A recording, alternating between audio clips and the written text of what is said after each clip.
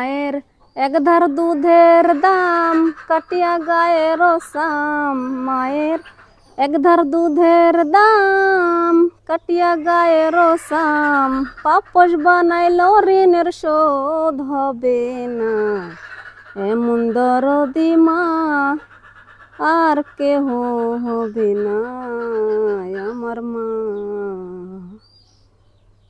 আরে বাবু, ও মোবাইল মুছতেছো কি হচ্ছে বাবা? এত দামি মোবাইলটাই মোবাইল মুছতেছো? দূর থেকে দেখলে আসলে ভুলই মানুষ দেখে, সামনে থেকে দেখ দেখ কি সঠিক। ও মায়ের ছবি দেখতেছো? হয়, তোর আবার কেমন আক্কেল? তুই আইসু মা এক থেকে আইসু, মা আমার মুরব্বী মানুষ গাড়ি ধরতে পারে না তো আমাদের মাথা ঘুরে, তাহলে মাক সাথে করে একটু আসতে হবে না? এই মাক দেখতে দেখার লেগে আমার মনটা ছটফট ছটফট করতেছে। তে মায়ের সাথে কথা না বলতে পারো দুঃখটা আমার আইজও গেল না রে জেসমিন। কি হলো?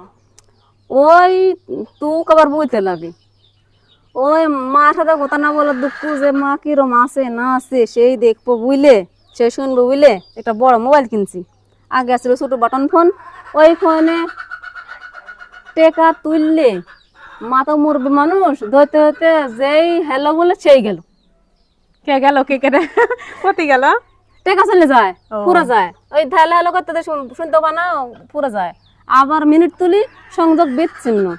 সে এবার বড় মোবাইল তুই কিনছি, মাকে বলছি মা তুমি একটা কিনো, তামান দিন তোমাকে দেখতে পাবো, তোমার চেহারাও দেখবো, আমিও তুমি দেখতে পাবে, আর তুমি ভালো আছো কি মন্দ আছো সেটাও আমি দেখতে পাবো।